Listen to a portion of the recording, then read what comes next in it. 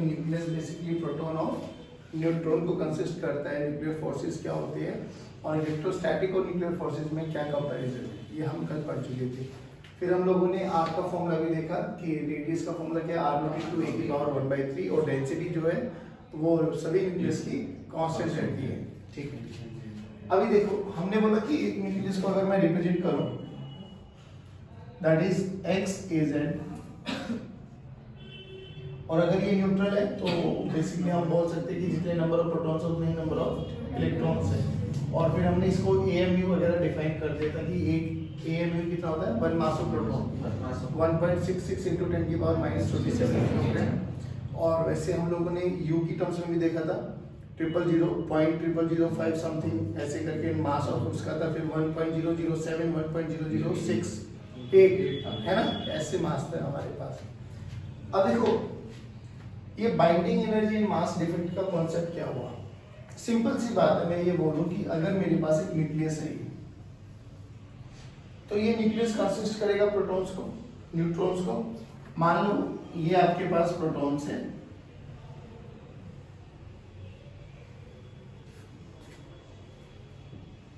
ठीक है, और ये आपके पास न्यूट्रॉन्स है, ऐसे मान के चल लेते हैं। ठीक, अगर मुझे इन प्रोटॉन्स और न्यूट्रॉन्स को कॉन्स्टिट्यूएंट पार्टिकल्स में ब्रेक डाउन करना है, बेसिकली अलग अलग करना है, तो क्या करना पड़ेगा, एनर्जी देनी पड़ेगी, है ना। मैं इसको एनर्जी दूं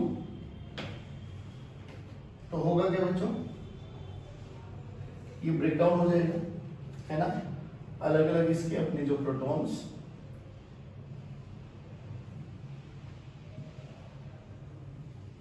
और न्यूट्रॉन्स में। चलो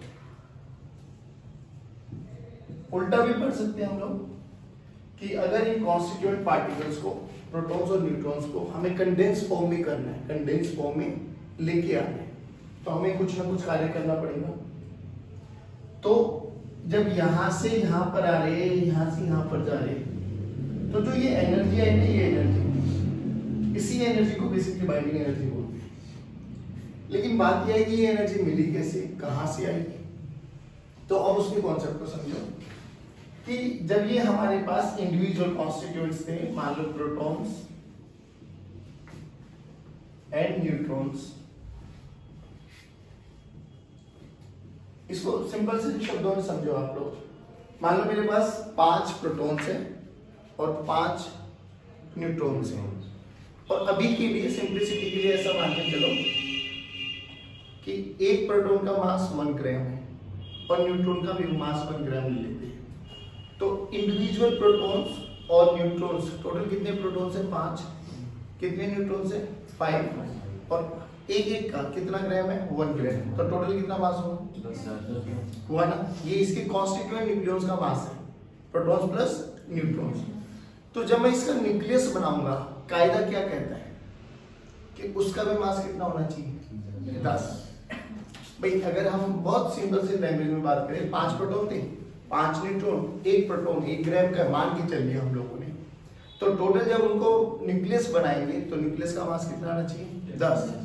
बट ऐसा नहीं हुआ। अब जो ये कॉन्स्टिट्यूएंट न्यूक्लियॉन्स है, इनको बोलते हैं हम एक्सपेक्टेड मास, जो कि हमें लगा 10 ग्राम है तो 10 आना चाहिए, तो इनको बोलते हैं हम एक्सपेक्टेड मास।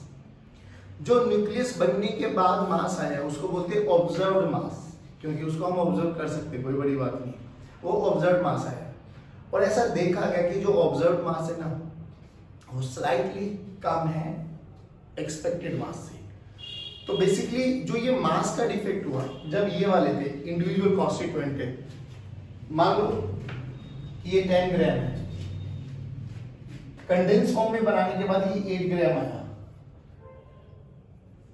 तो डिफरेंस आएगा कितना, 2 ग्राम। तो इस 2 ग्राम को बोला जाता है मास डिफेक्ट। कैसे निकालेंगे, इंडिविजुअल मास ऑफ आपके पास न्यूक्लियॉन्स है ना, इसको बोलते हैं मास एक्सपेक्टेड, और इसको बोलते हैं मास ऑब्जर्व्ड।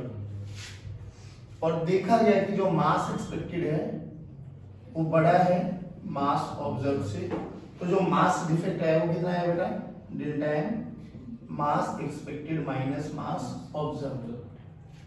अब ये एक्सपेक्टेड मास कैसे निकालना है, बहुत आसान है निकालना। सोच के देख, मुझे कोई भी दे दूं, अगर मैं मान लो यही दे दिया कोई भी एक न्यूक्लियस, हाँ, इसमें कितने नंबर ऑफ प्रोटॉन्स हैं, Z, कितने नंबर ऑफ न्यूट्रॉन्स हैं, A माइनस। तो क्या मैं मास एक्सपेक्टेड निकाल सकता हूँ? जल्दी बोलो, मास एक्सपेक्टेड कितना आ गया, Z into mass of proton plus A minus Z into mass of neutrons. ठीक, और ये मास ऑफ न्यूक्लियस आपको गिवन होगा, MO गिवन होगा न्यूमेरिकल्स में, तो इन दोनों को माइनस करके मिल गया डेल्टा है। बात आई, बट बात ये है कि ये तो मास मिला सर, एनर्जी कहां से मिली? यहाँ अब साहब की, आइंस्टीन साहब की एनर्जी मास इक्विवेलेंस पे आ जाओ, कि किसी भी मास को एनर्जी में और एनर्जी को मास में कन्वर्ट किया जा सकता है। E इक्वल्स टू mc², बहुत बड़ा स्टैंडर्ड रिजल्ट है। अब देखो ये E इक्वल्स टू mc² के बारे में अगर हम चर्चा करें, अगर आप लोगों को थोड़ा बहुत याद है तो आप लोगों ने मतलब अगर आप धार्मिक चैनल देखते हो तो नारायण नारायण कर कैसे नारद मुनि आते थे, है ना, वो एक सेकंड में नारायण नारायण करते हुए धरती लोक पे आ जाते थे और एक ही सेकंड में नारायण नारायण करते हुए नारायण के पास चले जाते। ऐसा होता था, पता नहीं तुम लोगों ने देखा नहीं देखा है ना? अगर बचपन में देखे होंगे जरूर ये सब चीज। वैसे तो अभी भी बचपना चल रहा है तुम्हारा, बट आजकल तुम पबजी वगैरह पे ज्यादा एक्सरसाइज करते हो, इंस्टा पे, स्नैपचैट पे, है ना, इन सब पे ज्यादा एक्टिव हो, तो नारायण वगैरह भी तुम्हारे एरिया ऑफ इंटरेस्ट में नहीं रहे। तो अच्छा, ये जो नारायण नारायण करते हुए नारद मुनि एक सेकंड में पृथ्वी लोक पे, एक सेकंड में स्वर्ग लोक में ऐसे चले जाते थे, ये इस वाले फिनोमिना को बोलते हैं टेलीपोर्टेशन। अब सोच के देख, अगर एनर्जी मास का कॉन्सेप्ट ये साइंटिस्ट लोग इसमें महारत हासिल कर पाए, अगर कि मास को कहीं पहुंचाना है उसको एनर्जी में कन्वर्ट करो, स्पीड ऑफ लाइट से भेजो, जिस भी डेस्टिनेशन पे पहुंचाना है वहां उस एनर्जी को वापसी मास में कन्वर्ट कर लो, काम खत्म। हमें यहाँ से यूएस जाना है तो फटाक से मेरे मास को एनर्जी में बनाएंगे, भेजेंगे, वहां से फटाक से मेरी वाली एनर्जी को मास में कन्वर्ट कर लेंगे, क्या कहते यार, तो बड़ा कन्वीनियंट हो जाएगी, है ना। बट अभी रिसर्च जारी है, पता नहीं कब वो हो पाता है, कब नहीं हो पाता है। हाँ, एनर्जी को मास में, मास को एनर्जी में कन्वर्ट किया जा सकता है एज फार एज आइंस्टीन साहब इज कंसर्न। अब देखो क्या हुआ, तो ये E इक्वल्स टू mc², ठीक है। अब जो ये E इक्वल्स टू mc² में m क्या है, मास, c क्या है, स्पीड ऑफ लाइट। तो क्या मैं एक AMU में, क्योंकि अब देख ध्यान से देख, जितना भी हम मासेस को डील करेंगे ये सब के सब एटॉमिक मास में आने वाले हैं, तो हम बार बार कैलकुलेशन नहीं करते, जैसे हम लोगों ने फोटोइलेक्ट्रिक इफेक्ट वाले चैप्टर में किया था कि अगर लैम्डा एंगस्ट्रॉम में तो 12400 और लैम्डा नैनोमीटर में हो तो 1240, स्टैंडर्ड रिजल्ट से फिक्स कर लिया था। ऐसे यहाँ पे भी कर लेते कि E इक्वल्स टू mc² अगर हमारे पास है तो हम ये देखते हैं कि एक AMU में कितनी एनर्जी एसोसिएट करता है, लगाओ। तो एक AMU में कितना mass, mass of proton, that is 1.66 into 10 की पावर -27, C की वैल्यू है 3 into 10 की पावर 8, बोले बेसिकली 9 into 10 की पावर 16। जो भी एनर्जी आएगी वो जूल में आएगी, बट देख बहुत ज्यादा बहुत कम एनर्जी, बहुत कम देखना। तो इतनी कम एनर्जी का हमारे लिए जूल में लिखने का कोई logic, converted into electron volt, divide कर दे 1.6 into 10 की पावर, तो जो यहां से रेशियो आएगा ना बेटा, ये आता है 931.5 मेगा इलेक्ट्रॉन वोल्ट। मेगा का मतलब समझते हो, 10 की पावर 6।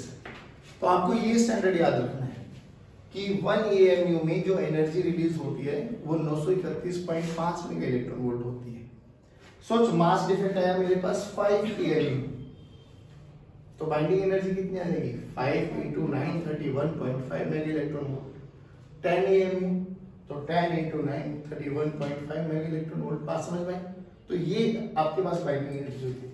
बट बाइंडिंग एनर्जी समझे क्या हुआ कि इस न्यूक्लियस में से अगर मुझे न्यूक्लियॉन्स को अलग करना है तो कितनी एनर्जी मुझे देनी पड़ेगी, दैट इज बाइंडिंग एनर्जी, ठीक है।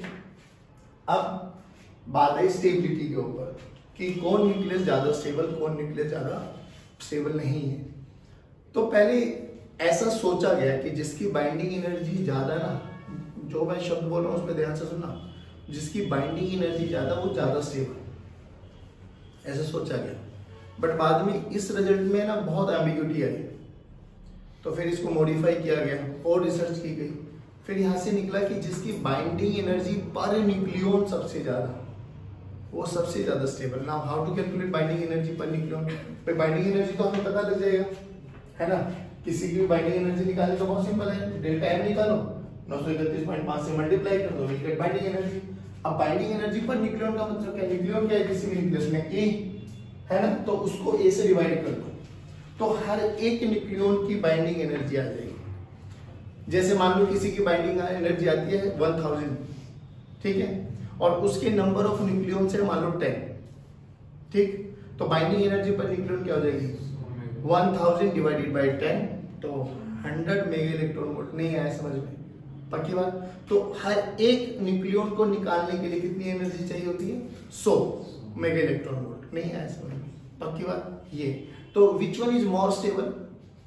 जिसकी बाइंडिंग एनर्जी सबसे ज्यादा, बाइंडिंग एनर्जी पर न्यूक्लियन सबसे ज्यादा, वो सबसे ज्यादा स्टेबल। अब इस बाइंडिंग एनर्जी पर न्यूक्लियन पे ना एक बहुत सुंदर सा ग्राफ बनता है और बहुत सारे क्वेश्चन पूछे जाते हैं इस ग्राफ पे, वो ग्राफ समझने की कोशिश करना। यहाँ पे ग्राफ बनाया गया बच्चों, binding energy per nucleon, energy in mega electron volt, और ए के बीच, ए क्या है? मास, इसके बीच में ग्राफ बनाया गया। अच्छा, कैलकुलेशन पॉइंट ऑफ व्यू से अगर मैं बताऊं तो सबसे ज्यादा स्टेबल था ना, दैट इज आयरन, Fe56 सबसे ज्यादा स्टेबल। उसकी बाइंडिंग एनर्जी है 8.8 मेगा इलेक्ट्रॉन वोल्ट। कितनी? 8.8। ये याद भी रह जाए तो कोई बुरी बात नहीं। अब क्या हुआ, यहां से कुछ ऐसे देखने को मिली ग्राफ, ये ऐसा कुछ ग्राफ है, इसके 3 से 4 पॉइंट्स हैं, मैं एक बार समराइज कर देता हूं, बट मेक श्योर आप इनको ना थोरोली पढ़ो बुक में से। आई टेल यू क्या, ये आपके पास हीलियम, ये वाली जो ये पीक बता रहा हूं इनके बारे में बात कर रहा हूं मैं, हीलियम, कार्बन, देन ऑक्सीजन, ठीक है, हीलियम, कार्बन, ऑक्सीजन। अब देखिए ये पीक को अगर हम बात करें, ये पीक अपने नेबरिंग से, नेबरिंग का मतलब समझे आप लोग, ये और ये, है ना। तो अगर मैं बात करूं हीलियम की बाइंडिंग एनर्जी पर न्यूक्लियन इन दोनों से बहुत ज्यादा है, भले ही इसका मास नंबर ज्यादा है, देखो नहीं समझा? अरे इसका 1 बोल दो, इसको 2 बोल दो, 2 का मास नंबर ज्यादा है, बट हीलियम की बाइंडिंग एनर्जी 2 से। तो जो ये पीक होती है ना, पीक रिप्रेजेंट करती है कि ये अपनी नेबरिंग न्यूक्लियस से ज्यादा स्टेबल है, ज्यादा एनर्जी है तो ऑब्वियसली ज्यादा स्टेबल है। नहीं आया समझ में? जो सबसे ज्यादा स्टेबल है वो तो ये आयरन 56 Fe, और इसकी एनर्जी कितनी है बाबा? 8.8 मेगा इलेक्ट्रॉन वोल्ट। अब ये 1H1 2H1 these are light nuclei, इनकी बाइंडिंग एनर्जी बहुत कम है, और हम अगर एक डेटा होता है 40 से 120, 40 से 120 के बीच में अगर हम बात करें तो जो इनकी एवरेज बाइंडिंग एनर्जी आती है ना बच्चों, it is approximately 8.5 mega electron volt, तो ये स्टेबल होती है। बट जैसे जैसे हैवी न्यूक्लियाई आते हैं, जैसे यूरेनियम, इसकी बाइंडिंग एनर्जी होती है 7.6 मेगा इलेक्ट्रॉन वोल्ट, तो कम है ना। अब क्या होता है, जो ये लाइट न्यूक्लियाई है और जो हैवी न्यूक्लियाई है, ये भी क्या करेंगे, ये भी स्टेबिलिटी को अटेन करने की कोशिश करते हैं। क्या करने की कोशिश करते हैं? अब जब ये स्टेबिलिटी को अटेन करने की कोशिश करते हैं तो ये अपने आप में से ना रेडियो एक्टिविटी डिके करते हैं, कभी अल्फा कभी बीटा पार्टिकल्स को रिलीज करते हैं। तो जब ये वाले पार्टिकल्स जो हैवी पार्टिकल्स होते हैं, ये क्या करते हैं, हैवी पार्टिकल्स अपने मतलब अपने आप में से टूटेंगे, स्प्लिट आउट होते हैं छोटे छोटे पार्ट न्यूक्लियाई में। इनको इस वाले प्रोसेस को बोलते हैं fission process, nuclear fission process. यहाँ से अल्फा बीटा डीके ये सब पढ़ेंगे हम लोग। जो ये लाइट न्यूक्लियाई होती है ना, ये क्या करते हैं, एक दूसरे में फ्यूज होती है, ठीक है ना, हैवी न्यूक्लियाई बनने की कोशिश करते हैं। तो ये जो प्रोसेस होता है, यहाँ से यहाँ तक स्टेबिलिटी को आने के लिए जो प्रोसेस होता है उसको बोलते हैं न्यूक्लियर फ्यूजन। यहाँ से जो स्टेबिलिटी को अटेन करने के लिए प्रोसेस होता है उसको बोलते हैं न्यूक्लियर फ्यूजन। अब बहुत सारे क्वेश्चंस आते हैं आपके पास, ग्राफ दे देंगे ए बी सी ऐसे नाम दे देंगे, बोला जाएगा which one is more stable, देख लेना आप ग्राफ में जिसकी चौथ सबसे ज्यादा होगा वो सबसे ज्यादा स्टेबल होगा। बात समझ में आती?